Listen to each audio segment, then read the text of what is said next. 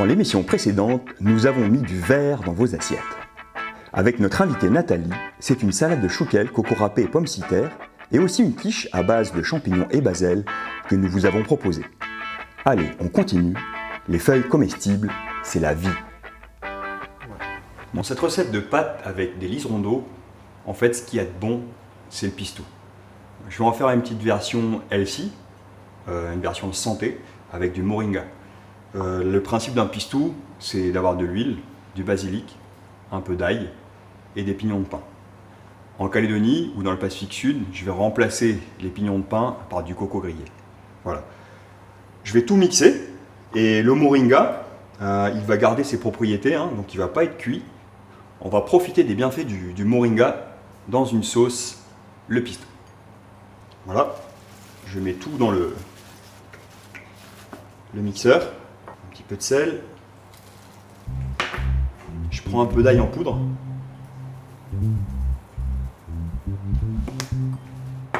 Moringa.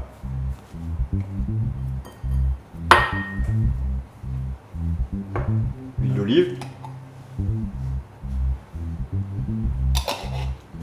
Et mon coco grillé.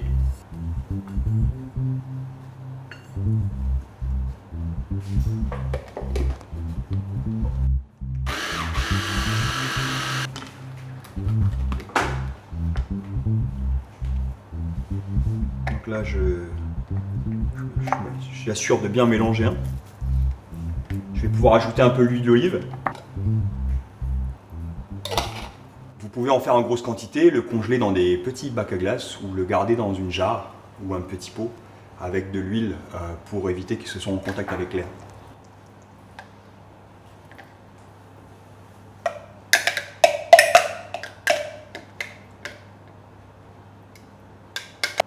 Au frigo et c'est prêt à l'emploi.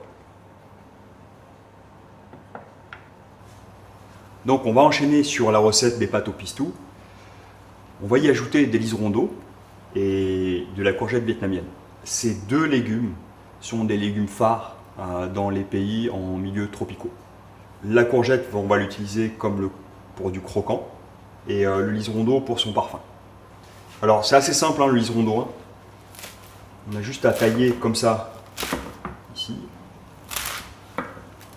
Et là, quand vous allez arriver en fait sur une section où ça devient trop dur, à ce moment-là, il faut juste l'effeuiller. Toujours pareil, dans les plantes comestibles, on cherche la tendreté. Même principe qu'une courgette normale. Celle-là, on va enlever la peau. Si vous n'êtes pas trop sûr, c'est juste d'en couper un morceau et de goûter. Donc là, la peau, elle est un peu trop croquante. Donc je vais enlever la partie qui est croquante. Alors si vous avez des gros légumes à éplucher, mettez-vous confortable sur la planche. Je vais partir dans ce sens-là aussi. Voilà. Ce sont des variétés qui sont vraiment adaptées au climat tropicaux. Okay. Donc des fois, si les graines elles sont trop dures, il y a juste à les enlever. Ça dépend du niveau de maturité. Pareil, je vais goûter, je vais voir ce que ça donne. Ouais, elle commence à être un petit peu dure.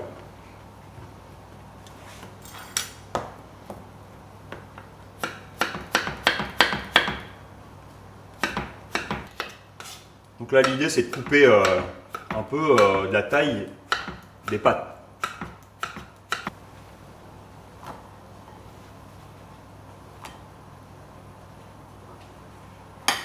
Voilà, liseron, courgette vietnamienne, et ensuite mes pâtes.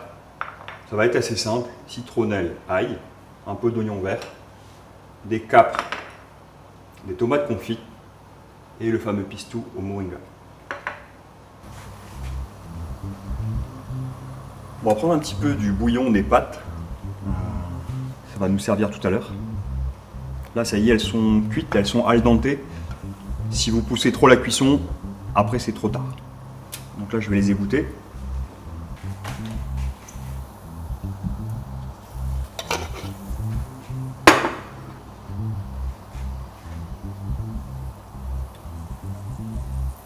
Je vais mettre un peu d'ail, quelques bâtons de citronnelle pour faire infuser dans l'huile.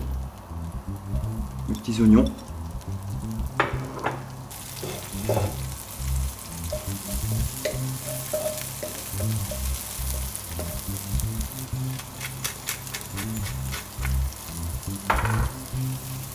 Disons.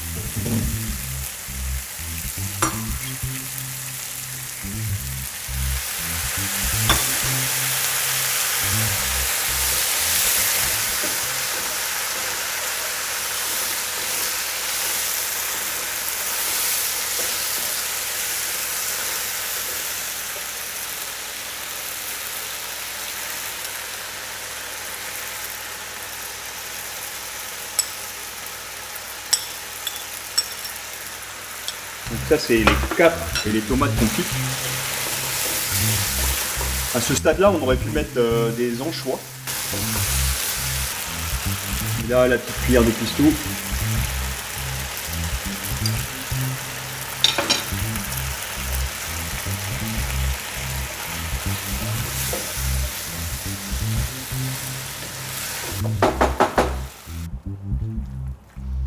Ben voilà, dans une casserole, l'Italie et les légumes asiatiques réunis. Prochaine fois que vous faites des pâtes, n'hésitez pas à utiliser des produits locaux.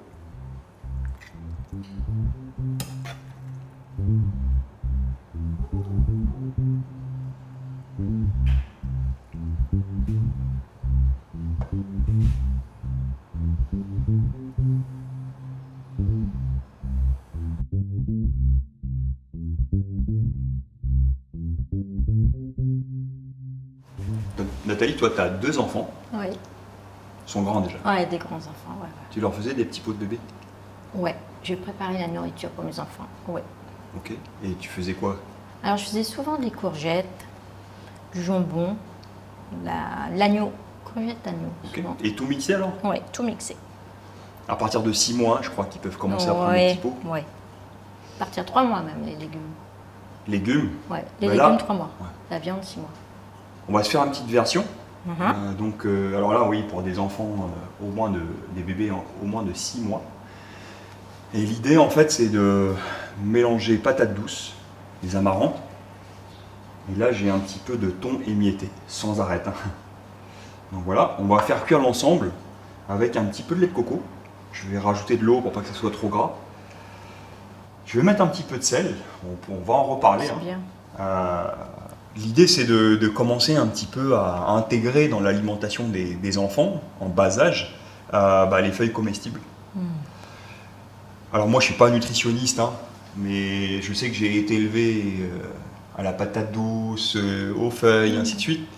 Et tu vois, j'en suis pas mort. Mais en tout cas, voilà, il y a quand même beaucoup de recommandations aujourd'hui, notamment de la part des nutritionnistes, pour qu'on puisse intégrer davantage de fibres dans l'alimentation des enfants. Ok. Donc la patate douce, ça, parfait, juste une purée de patate douce, voilà, c'est ce que tu faisais, Oui. ça fonctionne bien. Là, on va essayer d'intégrer les amarantes avec la patate douce. Ouais. Ok. Donc tout simple, ce qu'on va faire, c'est dans un faitout, on va en préparer une certaine quantité. Ok. Et là, tout de suite, Tu mets tout de suite? ouais, je vais mettre les amarantes. Ok. Ok. Alors, les enfants, quand ils voient ça, Ouais, ils partent dans légumes l'autre verts. sens. Ah oui. Ouais. Les légumes verts, c'est Les pas légumes verts, c'est un Ah, peu compliqué. Les enfants, s'il vous plaît, essayez. Ok. Une fois, si vous n'aimez pas, c'est pas grave. Mais en tout cas, au bout d'un certain temps, vous allez voir, Vous allez vous habituer et ça va même vous plaire. Voilà, quand c'est goûtu, quand c'est bien préparé, les enfants, il n'y a pas de souci, ils mangent. Donc moi j'ai 2 filles. Après, elles sont habituées à manger des légumes depuis tout petit, quoi. Alors, ce qui peut se passer, c'est ce qu'on appelle la néophobie. En bas âge, ils peuvent repousser des aliments qu'ils ne connaissent pas. C'est un instinct de survie et c'est normal. Voilà. Des fois, il faut proposer aux enfants 7 fois, on l'a vu dans les cantines, 7 fois un aliment avant qu'ils ne l'acceptent. Quoi qu'il arrive, un enfant, il va prendre un exemple sur ses parents. Ok. Donc voilà. Alors, les petits pots là, c'est pas pour vous, hein, c'est pour les enfants. En général, quand ils tombent dedans, après, les parents, ils finissent le pot, quoi. Donc voilà. Moi, on a tendance à diaboliser le sel aujourd'hui, pour des raisons d'hypertension, voilà, des problématiques de comportement alimentaire. Le sel, sa fonction, c'est de stimuler les papilles. Ça sert à rien d'en mettre trop. Mais juste le fait d'avoir un petit peu de sel, en fait, ça va rendre plus appétant notre nourriture. J'ai remarqué, je faisais aussi à manger pour des enfants, et j'ai remarqué que quand je n'assaisonnais pas, les enfants, ils avaient tendance à bouder la nourriture. Alors je pense qu'il faut choisir légumes ou suffisamment de sel. Du sel bien dosé, légumes. Pas de sel, pas de légumes. Donc juste ce qu'il faut. Ensuite, si on veut réduire le sel, il faut monter en épices. Mais là, les enfants, les épices, ça peut être un peu compliqué. Okay, donc on va juste un petit peu saler. Voilà. On pourra toujours en rajouter tout à l'heure. Un petit peu de lait de coco, pour l'onctuosité. Hein. Voilà. Et là, je vais juste rajouter de l'eau. Ok. Ok. Voilà. Tu couvres et tu fais cuire. Je fais cuire. On va faire cuire ça pendant 20 minutes. Et on va le mixer et on rajoutera le poisson émietté dedans. À la fin. Ok.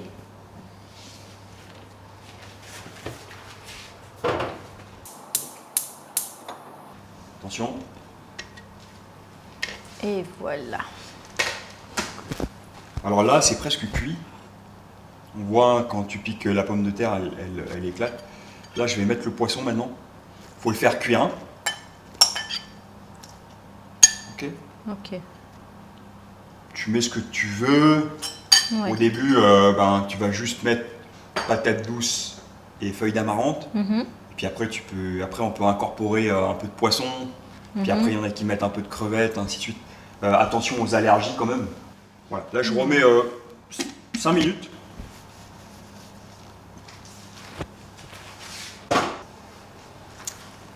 Et voilà. Ok.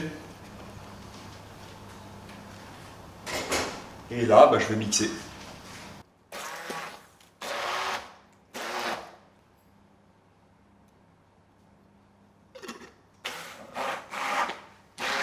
Après, moi, j'aime bien mettre un petit peu de beurre. Ah oui. J'ai remarqué que la petite pointe. les gosses, les enfants, quand tu leur mets un petit peu de beurre à la fin comme ça, ils kiffent grave. Quoi. Oui, exact.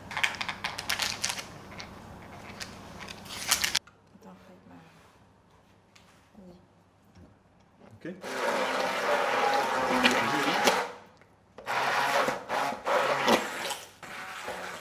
Voilà.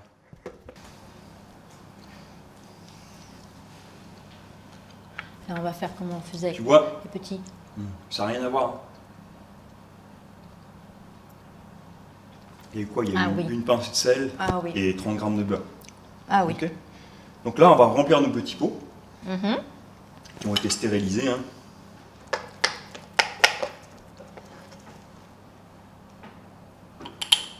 Ça te rappelle des souvenirs? Ah oui.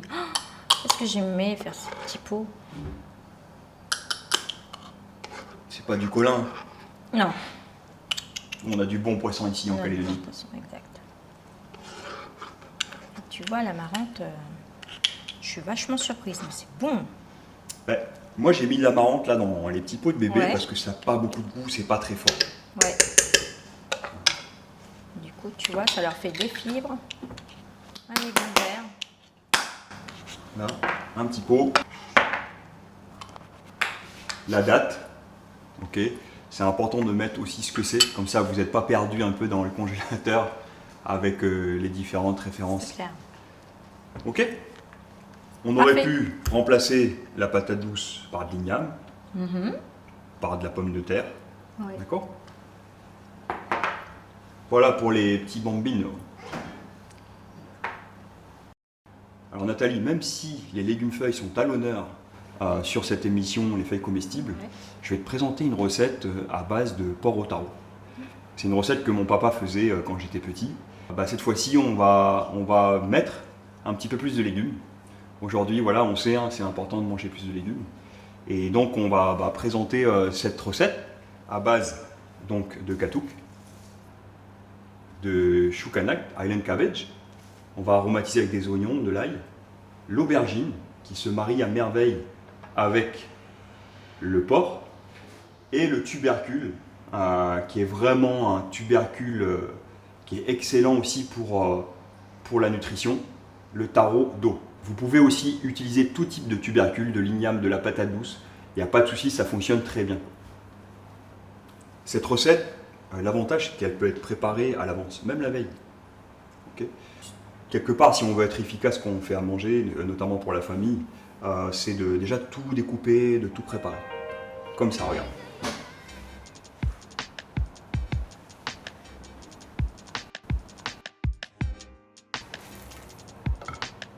Ce que je vais faire, j'ai fait mariner du porc, donc une échine, et Ouais. dans du black bean. Donc c'est très salé. Et en fait, ça va le saumurer pendant 12 heures. Donc je vais ensuite le pré-cuire. Je vais juste le poêler et on pourra faire l'assemblage. Hein. Ok. Ok.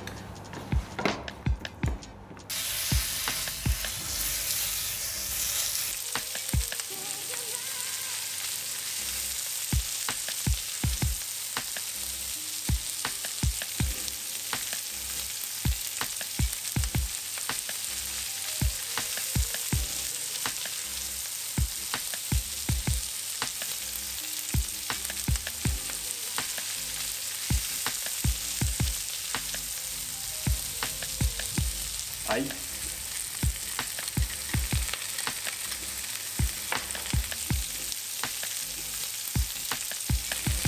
Sauce sucre.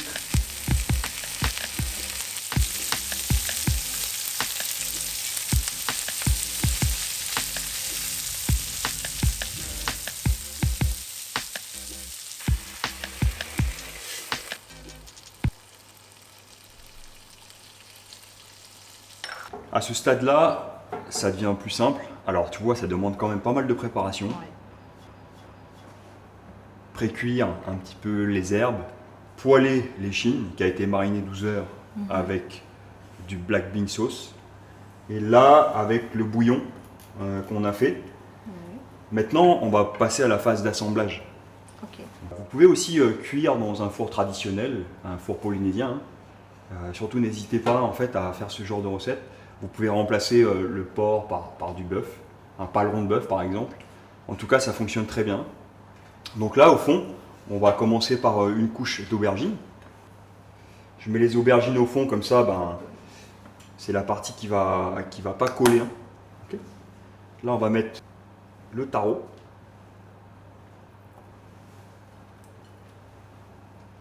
Alors j'ai coupé en fait presque tout de la même épaisseur. Le porc, le taro, l'aubergine. Là, on va mettre le porc, moitié. Donc, pareil, on va tout diviser en deux, quelques feuilles.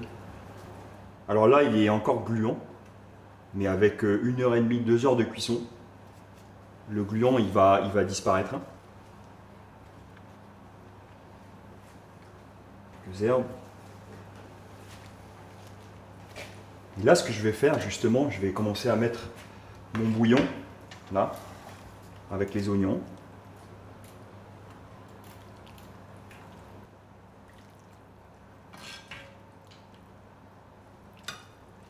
Je vais casser un petit peu. Et là, Tu rebelote. sens bien. Ok, on recommence.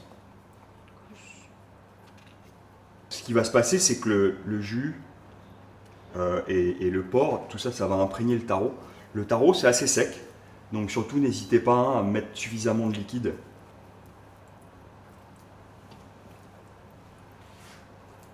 Vas-y. Là, je vais mettre du Choukadec. Ça, tu vas faire cuire combien de temps du coup? Ça va partir 1h30, 2 Une heures. heure et demie.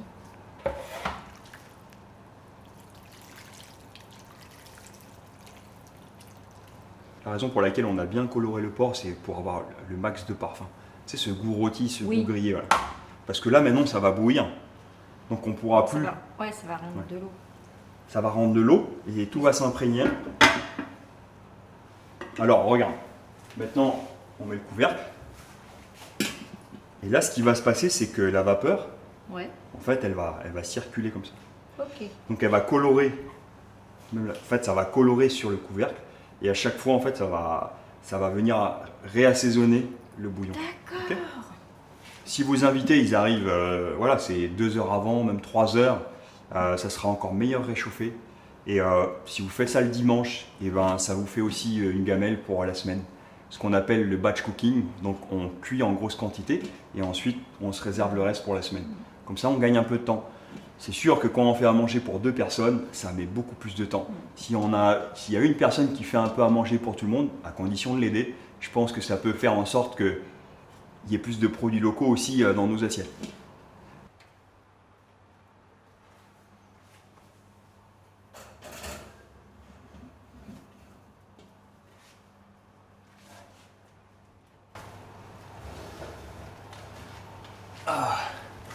Ça, c'est mon moment préféré en fait. Ah, Tu vois, là, je sens déjà que le porc, il est cuit.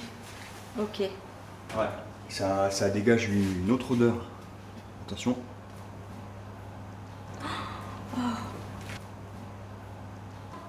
Ouais, c'est bien pour Ouais, pour 10. 10, 12. Voilà, pour 10-12, il vous faudra une échine de 2,5 kg, 1,5 kg de taro épluché prédécoupé, 2 grosses aubergines, 2 oignons, une tête d'ail, et ensuite à peu près allez, 200 g de katouk et 200 g de choucanac. Voilà. Après, un petit peu de gingembre, 3 cuillères à soupe de black bean pour la marinade de l'échine, et 3 cuillères à soupe de sauce huître. Vous allez mettre à peu près 2 cuillères à café d'épices chinoises, donc les 5 épices. Voilà. Là, l'idée c'est de regarder. Donc là, on voit que le liquide a été absorbé. Ok. Il en reste encore un peu. Et quand tu rentres ton couteau, ça doit Ouais. rentrer facilement. Tout est cuit. Voilà.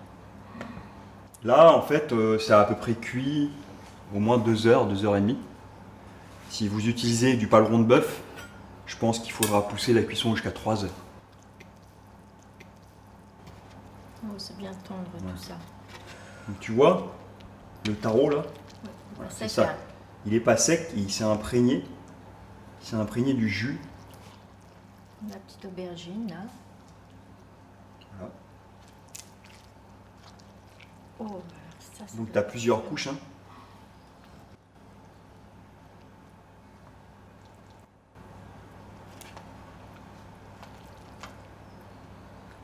Voilà. Voilà le taro là. Les feuilles. On peut remettre un petit peu de jus. Le jus il s'est épaissi avec le taro. On aurait pu aussi mettre du fruit de l'arbre-à-pain, du jacquier. Ok. Alors tu vois, c'est les feuilles. Donc d'un côté, là le taro, il est confit. Hein. Il est confit. Là tu as donc l'aubergine et surtout les feuilles, tu vois, elles sont plus du tout gluantes. Oui. Et tout est bien cuit. Hein.